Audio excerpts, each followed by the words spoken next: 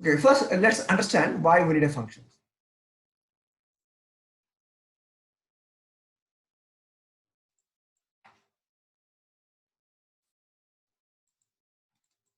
So let's understand why we need a function first. Okay, assume that you are going to develop an application.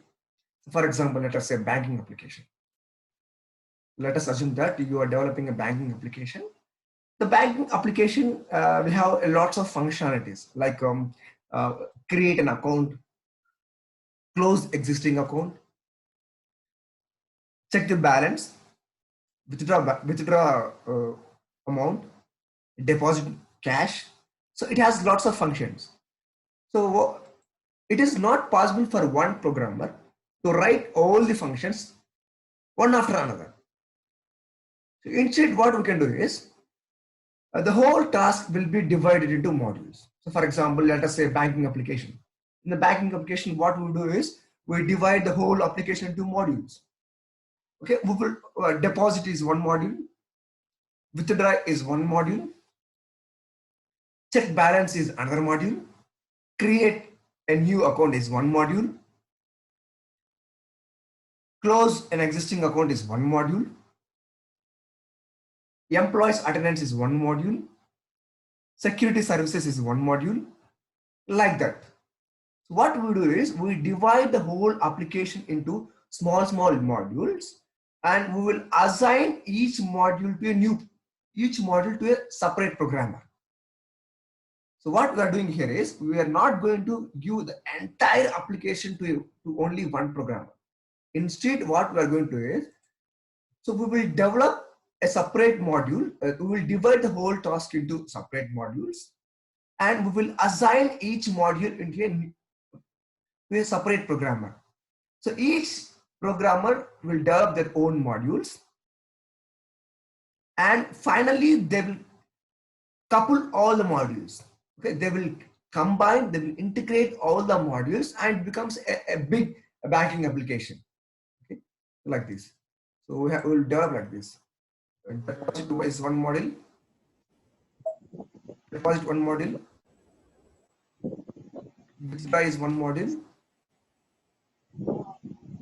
Check balance is one model.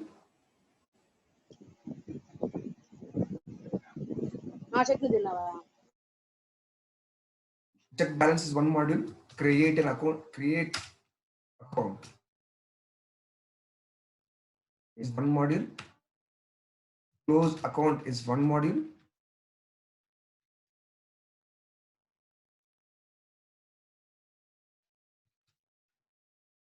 Like this. So that the whole application will be divided into the modules like this. Each module will be assigned to a different programmers, and those programmers will develop only those modules. Finally, the team leader, the team manager, what he will do is he will integrate all the modules into the main function and will deliver as a product. So each module we are calling it as a functions as far as programming is concerned. Okay, each module like deposit is a module, withdraw is a module, check balance is a module. These modules we are calling it as the function, and it's also called as modules. It's also called as procedures. Deposit is one function, withdraw is one function, check balance is one function, create account is one function, close account is one function. So we are going to develop modules separately. Finally, we'll integrate those modules as one project. These modules is also called as functions. Here we have 5 functions. And okay, so these functions is also called as procedures. You can call whatever you want. Modules, functions, procedures, everything is same. Okay, so in C programming language, we follow this approach. We have functions in our C programming. So that's why the C programming is called as function oriented programming language or procedure oriented programming language. C is called as procedure-oriented programming language.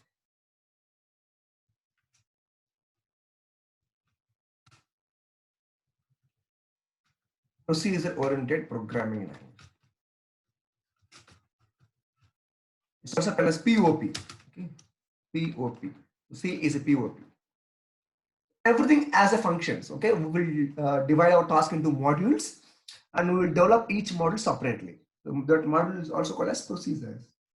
So that's why C is called as the procedure-oriented programming language, or also called as POP. Okay, so that is one advantage. You can reduce the complexity. Okay, it is not possible to. Okay, it is highly difficult to develop as only one function. So what we will do is we'll divide into modules, and we will develop those modules separately. So this is one advantage. You are reducing the. Okay, we are reducing the complexity. We are reducing the complexity.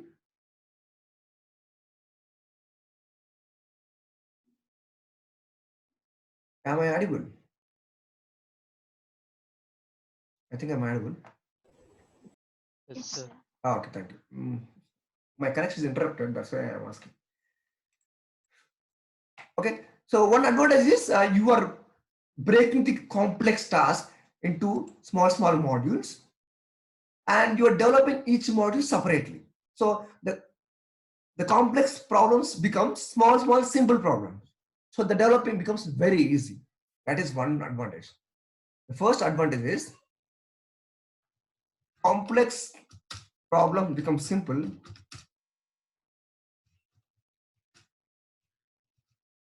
Becomes simple. That is one advantage, because we are not developing as the whole problem. We are dividing into modules, and we are developing each module separately. If you look at as one module, it is very easy. Okay, that is one advantage. There is one more advantage with functions. I'll explain you with an example. We all know when you are deposit, for example, if you are going to an ATM, or if okay, nowadays we have cash deposit machines. Okay, ATM will work both as a cash deposit as well as cash withdrawal machines. We have cash deposit machines. Okay, so when you deposit some cash in your ATM, at the end it will display balance. Okay, whenever you withdraw, whenever you deposit a cash in ATM, it will display balance. Okay, next one. Whenever you withdraw amount from ATM, it will display balance. Whenever you see mini statement, it will display the balance.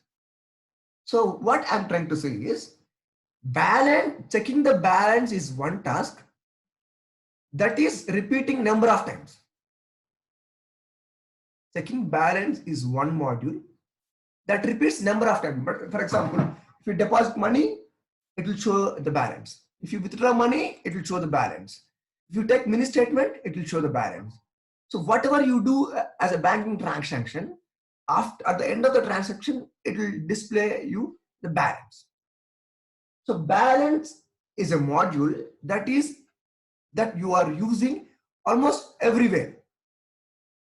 So what we can do is, so instead of writing code for checking balance in deposit, in withdraw, in mini statement, what we do is we will write code only once for check balance. Okay, we will write code only once, and that code we use whenever we need. Okay, I repeat once again. Displaying the balance, the code for displaying a balance is needed when you are depositing money, when you are withdrawing money, when you are taking the mini statement. So checking the balance is something that is repeating number of times. So what we do is, instead of writing check balance code every time, we will write only once We will write only once and we will call the function whenever we need it without writing the code again. Without writing the code again. I'll explain with an example. Okay, so this is the basic introduction for functions. Okay. First, I'll tell you how to create our own functions. How to create a function. That is called as declaration. Function declaration.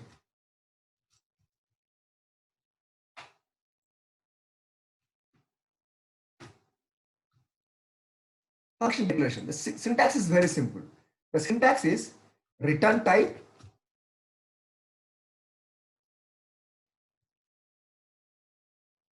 return type return type function name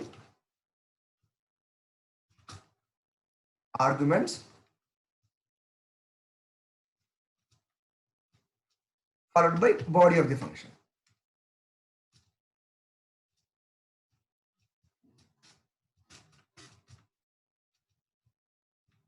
So this is syntax for declaring a function.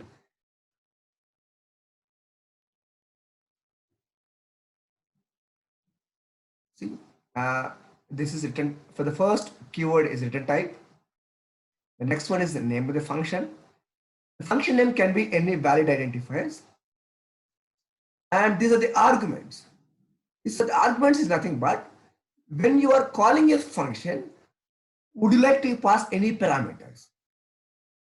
If you would like to pass any parameters, you should have an argument. Okay. And the next one is body of the function. Body of the function. So this is the heart of the function. Okay. It will tell you exactly what you would like to do. For example, if you are writing code for checking the balance, the code required for checking the balance need to be right here. Here you need to write. That is the body of the function. I'll explain you with an example. Let's do with an example. Let's write a program to swap two numbers. My function name is swap function. The function name is swap function.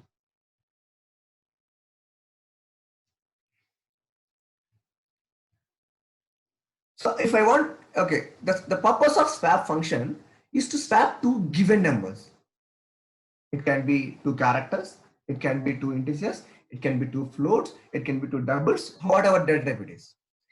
The purpose of swap function is to swap two given numbers. What is the data type what is the data type of those two given numbers? That should write here. For example, if you would like to swap two integers, these are called as arguments. These are called as arguments. Int a comma int b is called as arguments.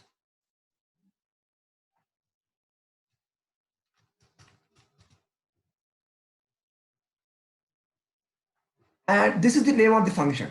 This is the function name.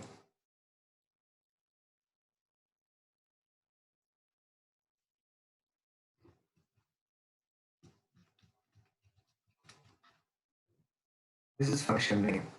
Okay. Here you have to write the code required for swapping two numbers. Here, so this is the body of the function. This is the body of function.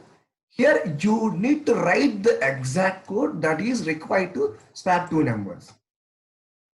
We know the given variables are a and b, and you have to write the code required for swapping two numbers. We know very well how to swap two numbers. A is equal to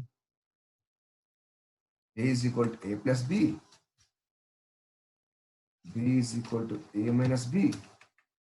A is equal to a minus b. So this is the body.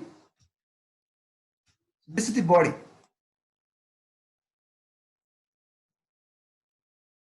So this is the body of the function, at the heart of the function. It will tell you exactly what this function is supposed to do, and these are the arguments. Okay. The arguments will vary from one function to another function. It depends on what function you are writing. For example, if you are writing the program for checking the balance, that function needs only one argument, that is called as account number. If you are writing program to swap two numbers, you need two arguments. Finally, print it.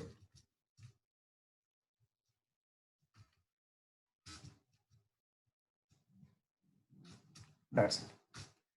And we are missing one keyword. Okay, so this is a part of the code. And in this function, I am not going to return any values to the calling function. If you don't want to return, you can give the return type as void. Void. If you want to return any values, then you can give the return type as you require. For example, if you would like to return an integer value, it should be int. If you would like to return float value, it should be float. Okay, and you should remember one more thing. You can only return one value at a time. Here there are two values A and B. You cannot return two values like this. This is not legal. Return A comma B. This is not legal. The return statement cannot take two variables. You can only return one variable at a time. So this is the way how you can write function. Okay, this is the way how you're supposed to write function. You can call this function the main.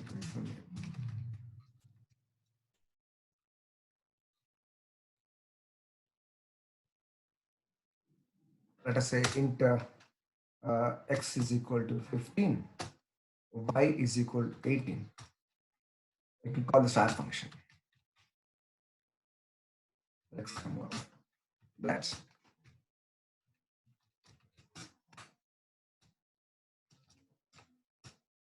See here. Here, this is called as calling a function. This part of the code is called as calling a function.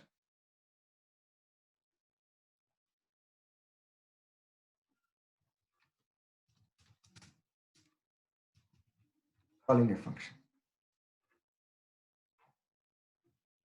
Okay, so here, while calling a function,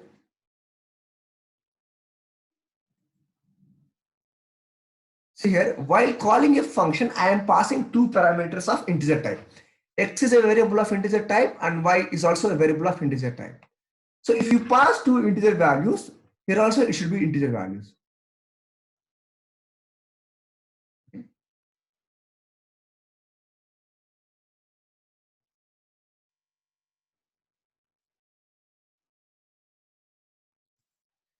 Here x is integer type, so it should be integer type of variable here. Y is integer type of variable. Here it should be variable of integer type. Okay, this is called as function header. Okay, the whole thing is called as function header. The data type should be matched. Okay.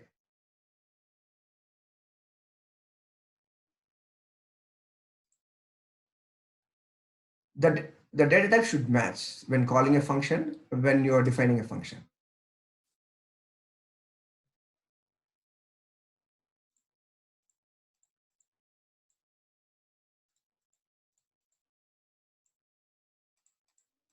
Okay, so that the data should match. If it is integer variable here, it should be integer variable here. If it is a integer variable here as second argument, it should also be an integer variable. So this is called as calling a function. So whenever you call a function, what happens is the control will transfer to the calling function.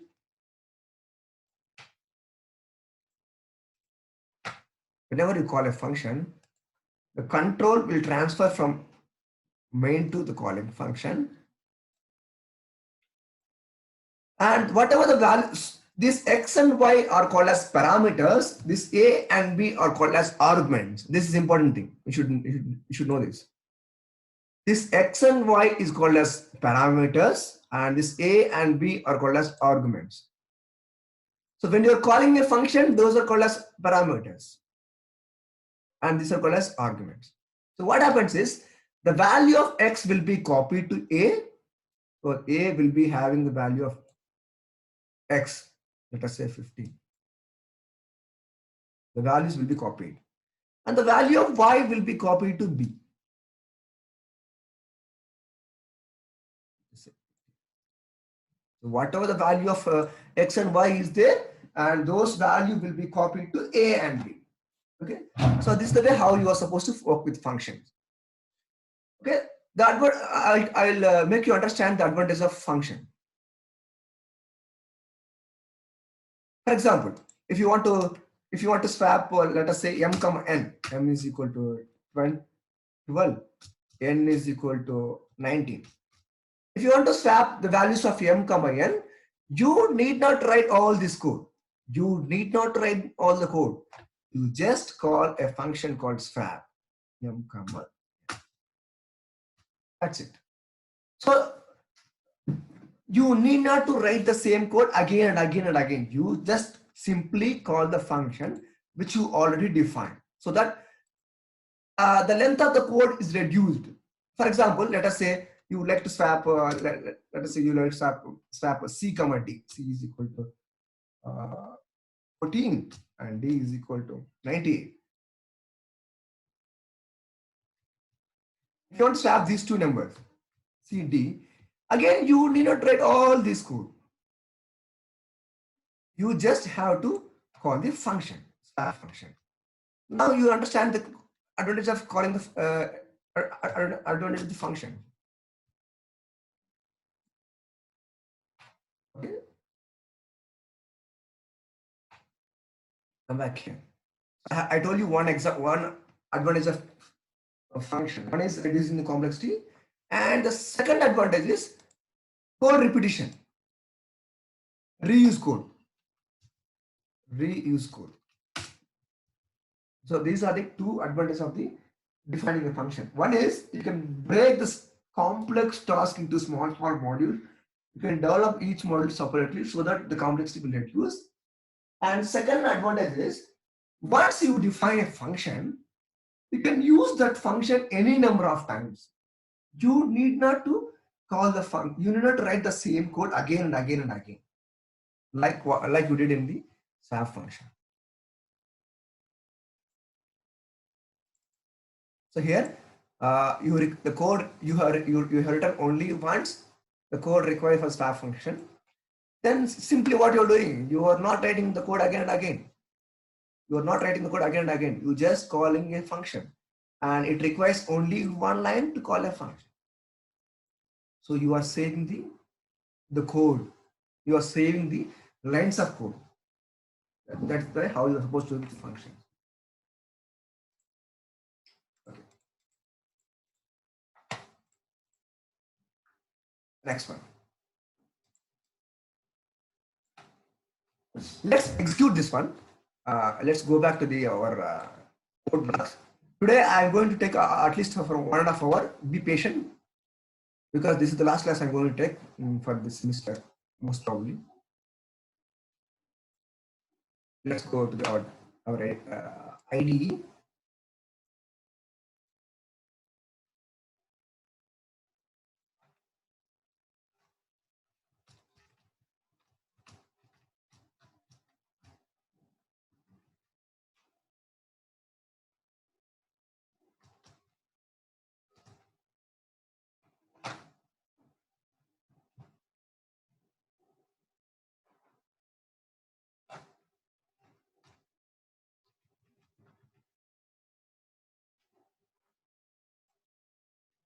If the class is disconnected after 10 minutes, please rejoin the class. Okay.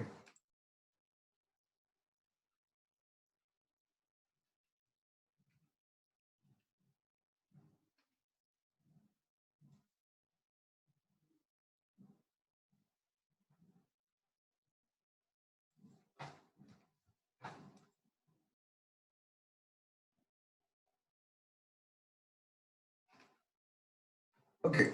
Now tell me what will be the output of this program. Someone, okay.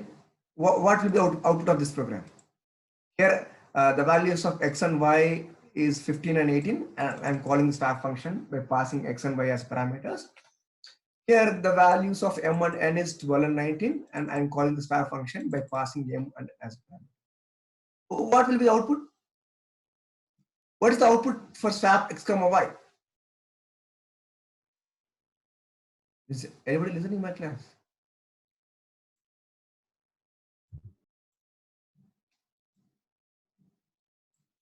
Okay, very good. Okay, here I am calling a swap function by passing x and y. Here I am calling swap function by passing x and y as parameters. The value of x is 15, y as 18. So what this swap function will do is the swap function will swap the values of a comma b. What it will do is 15 will be copied to a and 18 will be copied to b. So a is having 15 and b is having 18. Those value will be swapped and the value of a and b becomes 18 comma 15. Thank you for your answers. The output is 18 comma 15. Let's see, let's execute this. Now what is the answer for this second swap function, second call? Here again, here I'm calling a swap function by passing m, and here I am passing 12 and 19 as parameters. 12 will be copied to a and 19 will be copied to b. The values of a and b will be swapped and it will print the values of a and b after swapping. Thank you for your answer. The answer is 19 and 12. Let's see, let's execute this. Thank you for your answers. Thank you for your response. I appreciate your response. Let's see the output.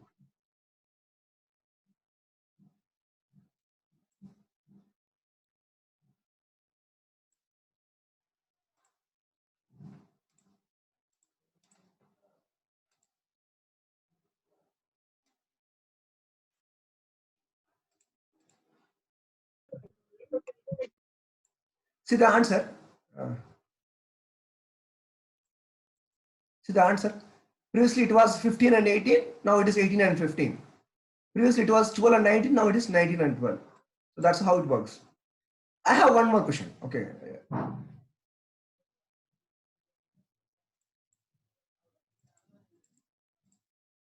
I'll rewrite the statement from that function, main function. Okay.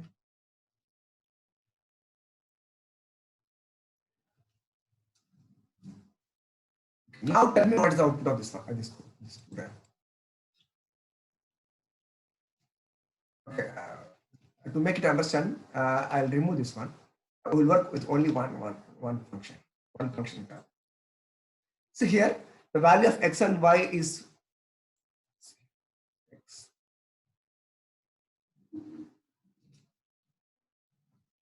See, the value of x and y is 15 and 18.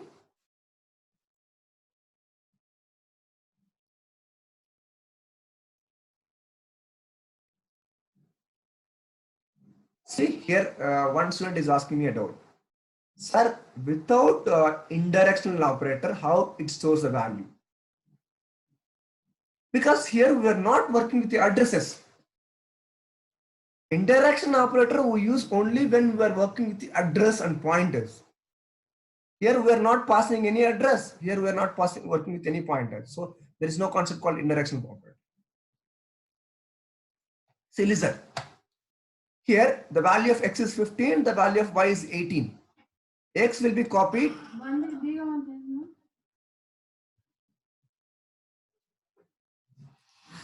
X will be copied to A and Y will be copied to B. The value of A and B value will be swapped.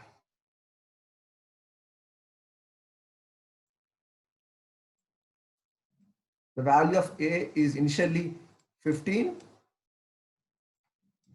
The value of A is initially 15 and the value of B is initially 18. After swapping, it becomes 18. One student has already given me an answer. And after swapping, it becomes, so 15, 18 becomes 18, 15. The values of a and b is swapped. The main function, what I am printing? I am printing the values of x comma y. So what is the output? What is the output? Is it 1518 or 1815? 1518. Yeah, exactly. Here the answer is 1518, not 1815. Even though you perform swap operation, the output is 15 and 18 only. The reason is, here you are passing the values of x and y. The values of a and b will be swapped, but the changes will not reflect back. Whatever the changes is happening, these changes will not reflect back. So the values of x and y, the remains 15 and 18. So the answer is the same, 15 and 18. It is not 18 and 15. The reason is, this concept is called as call by value concept. This concept is called as call by value concept because while calling a function, you are not passing the address. You are passing only the values. Values of x and y will be copied to a, b. Only a and b will be swapped, and those changes will not reflect back to the main function. So this is called as call by value concept. If you want to reflect back the changes, you are not supposed to pass values. You are supposed to pass the address. If you want to change if you want to reflect back, you are supposed to change the address. You are supposed to pass the address. You have to use ampersand symbol. Okay, pass the address. So as you are passing the address of integer type, here it should be an address of integer type. You need a pointer of integer type. Here also you are passing the address of integer type. It should be an address of integer type. Now A and B are pointers. Now A and B are pointers. Now to access the value of a pointer, you need to use indirection operator. Star A is equal to star A plus star B. Here it comes the concept of indirection because now we are working with your address.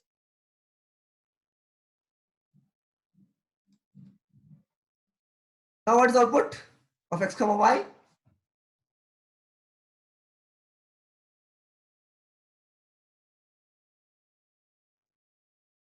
Now the output is 18 comma 15. I'll tell you how it is. What is happening is, now A does not have a copy of x.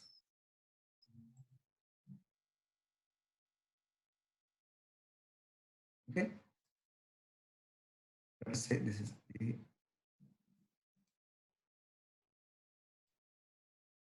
Let us say this is x. This is y. This is A.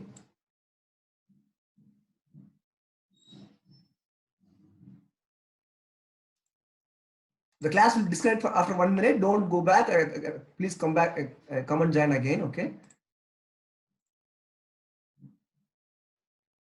This is A and this is B. Say here, while calling swap function,